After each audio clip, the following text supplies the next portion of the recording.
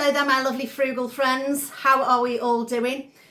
During this video, if you can hear some weird noises in the background, please note it is because it is absolutely, yes, chucking it down. This is a flat roof on our kitchen, so you often hear the of the rain, and I think we've got a bit of a drip on the corner of the guttering that needs looking at, so we're going to have to do that at some point once the rain comes, holds off for a day and get up on that roof. Not looking forward to that, but we'll get it sorted soon.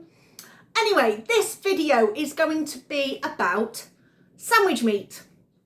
Now, if you've watched my videos before, you know we're vegetarian, leaning toward vegan, trying cutting out different bits and bobs. But if you've looked at the grocery hauls, you'll see that we often buy this stuff. It's great, it's really tasty, it works really well for sandwiches. There's about 1, 2, 3, 4, 8 slices in here.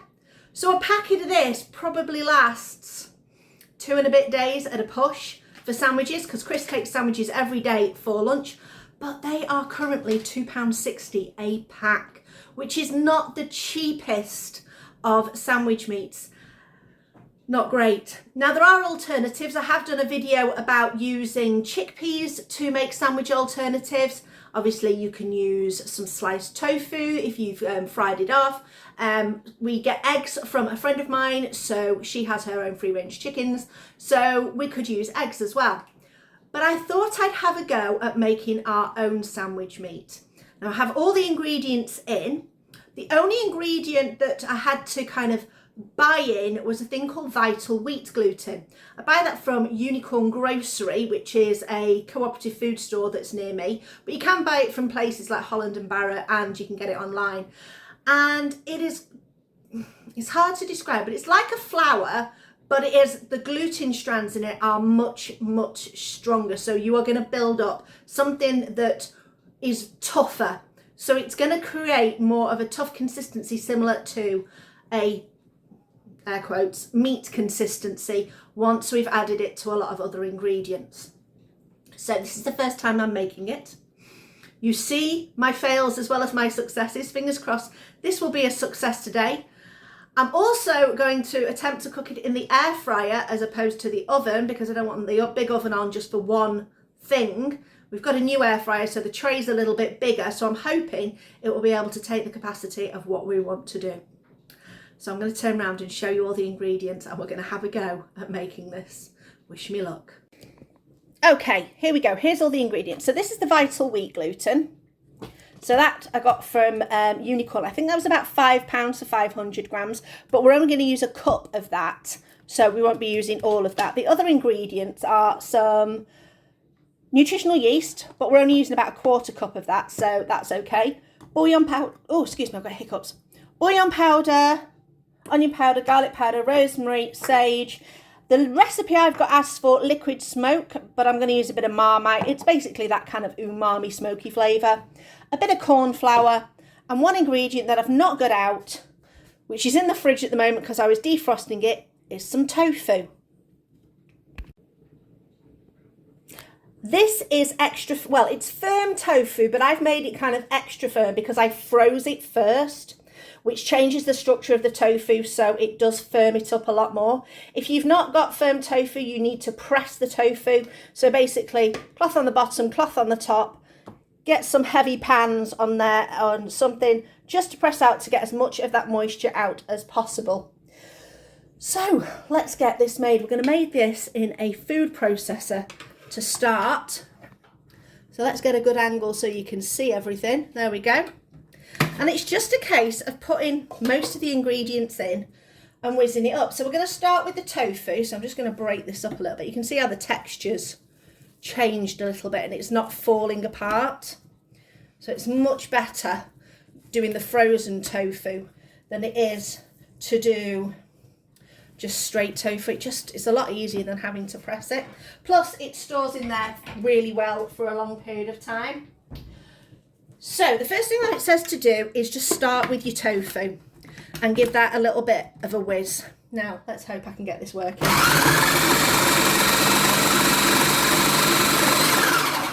Simple as that. There we go. We've crumbed the tofu up. Next, we're going to add basically all the other ingredients. So I've got my list. I've got my instructions and I'm ready to go. So first of all, 1 cup of Vital Wheat Gluten. So let's pour that out. Don't know why, but I expected it to look more like wholemeal flour, but it's a little bit more like gram flour. So that's corn. What's that? That's chickpea flour. I'm going to take that off though to do that, because I have a feeling that if I tried to do it through that little hole, then I'd probably fail. So through that little hole wouldn't work very well. 1/2 cup of water. Possibly might need a little bit more. It says 1/2 to 3/4 of a cup, but start with 1/2 and see how you go. 2 tablespoons of oil. Didn't put that out, sorry about that. I missed that ingredient. So let's get my tablespoon measurer out. So 2 tablespoons of oil. Here we go. 1 and 2. Make sure all that goes in. Now, can you see all that? Let me move that up a little bit. There we go. You can see everything now. So I'm going to go in with that 1/2 cup of water. 2 tablespoons, 1/4 cup of, as I've written it in my instructions, nooch, which is this lovely nutritional yeast. That's yeast flakes. It's a byproduct of the beer industry, I think. So, yes, it's all from yeasts and molasses, naturally grown on molasses under carefully controlled conditions. There we go. 2 tablespoons of corn flour. All right. That's 1. 2. 2 teaspoons of onion powder. So here's all the flavourings.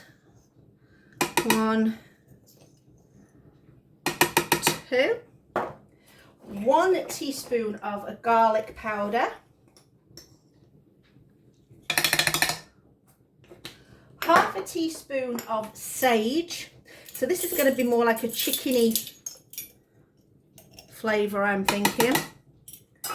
And 1 teaspoon of rosemary. Okay. 1 teaspoon of bouillon. So that's, I'm using my vegetable bouillon again, which I get from Unicorn Grocery. Really flavourful. Now this is the stage where I've said in the past, if you can't use a bouillon, use a stock cube. A stock cube would not work. You need a powder. And then 1 teaspoon of liquid smoke. So I'm going to put in 1/2 teaspoon of Marmite into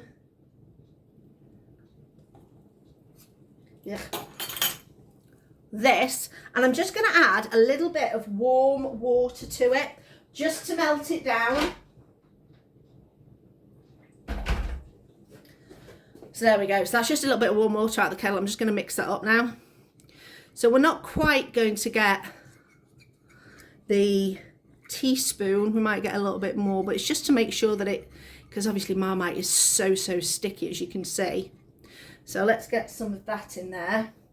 So that's 1 teaspoon of liquid smoke. Now, if we do need to add any more water from the description before, I will use some of that Marmite water, I think, just to boost it up. And now we're meant to just blend this to a dough. Let's see what happens.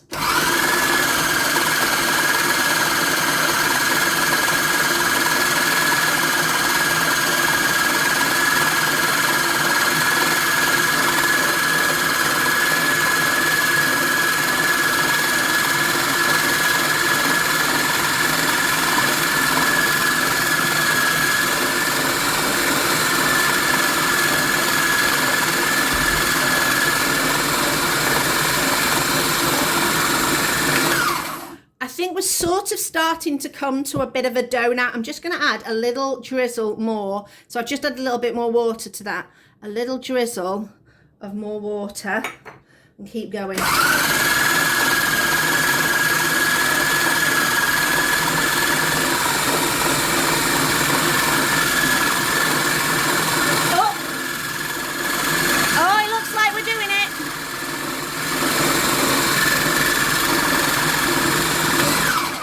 I'm saying that's more dough-like.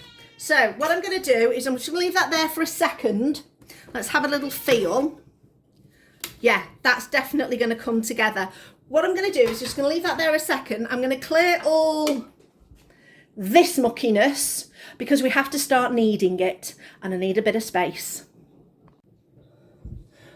Okie dokie, I've cleared up. I've given a bit of a wipe. I'm going to take this dough out. So it's come pretty clean from the sides of there. So let's put that to the wash. Now we need to knead this because kneading it helps develop the gluten strands from the vital wheat gluten. But I don't want to knead it too much. I believe that if you over knead it, it can end up not as tasty. But you can see it's got a look at the spring on that. That's brilliant. And it smells really, really good. So I'm just going to knead this for a minute. And then we're going to create it into like an oval shape. And I'm going to get some foil. And then we're going to prep essentially the dough. Right. I think that I'm trying to create this kind of oval shape so that when I slice it, I'm going to end up being able to slice, you know, proper shapes. It's pulling apart a bit there. I'm thinking I might have to bring that together, but I don't want to knead it too much. There we go. That'll do. Right, nicely sausage shaped. Well, dough shaped. There we go. Just going to get my foil. Won't be 1 minute. So I've got my foil, and what I'm going to do, I'm just going to move that to the side. I'm just going to grease this foil.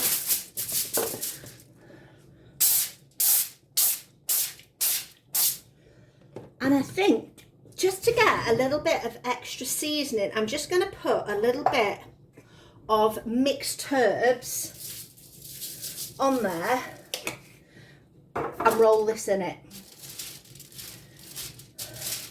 There we go. How's that? So now you've got like a herb crusted roll on the end. I suppose you could do that with different flavours, maybe jerk seasoning, or if you really wanted to, you could possibly do Indian flavoured seasoning. There we go. Just noticed it was sticking out a little bit more on there. Right, next thing. We are going to wrap in, so we're going to pinch these ends down and then twist each end. This is going to go in my air fryer, so it would go in an oven at about, oh, did I write a temperature? Shucks, not written a temperature. Give me 2 seconds. Okay, I've been on the internet. This recipe is meant to be at 350. I will put a link to the recipe in the description box. 350, which is about 175 in C. So the thing is though, if you're doing it in an air fryer, the recommendation is to reduce it by about 20 degrees and also reduce your cooking time by approximately 20%. So if you remember 20 and 20, apparently that's the easiest way of remembering it. So this is going to be a bit of trial and error because the recipe says cook for 30 minutes at 350. So I'm thinking I'm going to go for about 23 minutes at 160 and see how that does. And then we unwrap it and go from there. So let's start with that. So what did I say? 160 for 23 minutes. Let's pop that in. Right, in we go. Into the air fryer. Let's turn this on. Oh, now should I preheat? Yes, I think that this air fryer has a preheat on it. My old air fryer didn't. I'm not quite used to it. So, time and temperature. Temperature, oh, that for 23 minutes. Temperature, 160. Oh, start. And we're going to preheat this. I don't know why I've got the turn function on. I'll just have to ignore that. I'll just open the drawer and shove it closed again. Still getting used to this air fryer. So once this is preheated, I'm going to pop that in and we'll go from there. Right, the first bit has done. So we're going to take this out. And the next stage, oh, that's a little bit warm. It's not too bad though, is we are going to unwrap this so that it can cook for a little bit longer, but unwrapped. So hopefully it's not stuck to the sides at all. We shall see. Oh, I've ripped it. Okie dokie. No, that's looking pretty good. Let's untwist this side a little bit better. Now, big test. Can I lift it off? I want to just make sure, still hot, that, there we go. I just want to make sure it's not going to stick. There we go. Now my hands are all covered in herby bits. Right, it's going to go back in again. So I'm just going to leave it like that. In we go. There we are. So hopefully with this being still in foil, it won't make too much mess in the air fryer. We're going to go back in the air fryer. We are going to switch back on. We are going to go back on again at 160. That was what we were at, wasn't it? Let's do temp first. 160. And time, it says 30 to 40 minutes. So I'm going to go for the 30.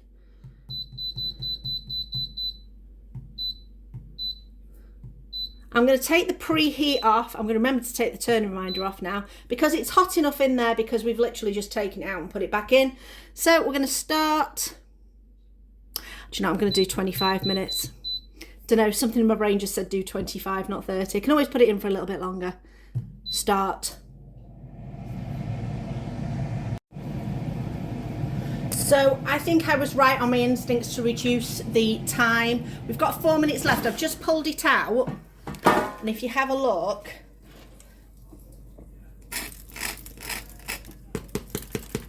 that's got quite a, it's not a thick crust because you can still squidge it, but I think that's crusty enough in my opinion. I think it's brown enough. So the next thing we've got to do is leave this to cool, and we've got to then wrap it and leave it in the fridge overnight. That's something that the recipe specifically asked for, so I'm just going to lift this out. I'm popping it on a wire rack. I'm going to cancel the cooking. There we go. I'm going to turn my air fryer off, leave it to cool down. I'm going to take this off that. It almost looks like a herby loaf of bread, which if you think about it, Vital Wheat Gluten is a kind of floury type thing, but obviously the tofu is going to be the thing that makes it moist. So we're not going to find out completely till tomorrow whether or not it's worked. So see you tomorrow. So we're back, it's the next day. We're getting ready to make sandwiches for Chris to take to work. So here is our wrapped up loaf. Let's have a look and see how the texture's changed. Just put that big light on, there we go. So you can see, now we did cut the end off last night, I have to admit, and have a little nibble. It was very good.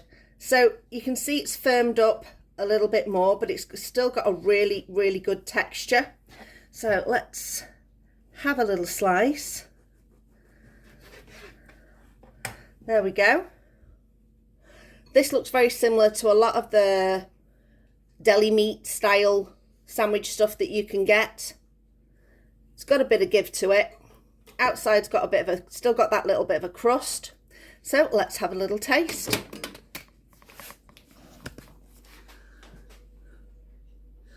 There we go. Smells amazing. Smells like Christmas stuffing. It's really, really good. And what we tasted last night was really good. So I'm hoping that the flavours developed through to this morning. That's really, really nice. A lovely texture. I'm glad I didn't need it any longer. Excuse me while I choke on myself. That's really good. We debated last night when we first tasted it, thinking about actually this would be really good for a vegetarian Christmas loaf. So you could have it with your Christmas dinner. It would work really, really well. So we've enjoyed having this. Chris, I know, is going to love it on sandwiches because he loved the taste of it last night. Going to put a little bit of mayonnaise on there just to add a little bit of moisture to the sandwich. But really, really good. I'm quite impressed. I hope you give this a try. If you do, let me know in the comments below. Or if you've had a go at another kind of, you know, vegetarian sandwichy recipe, please let me know. Thanks for watching, and I'll see you next time.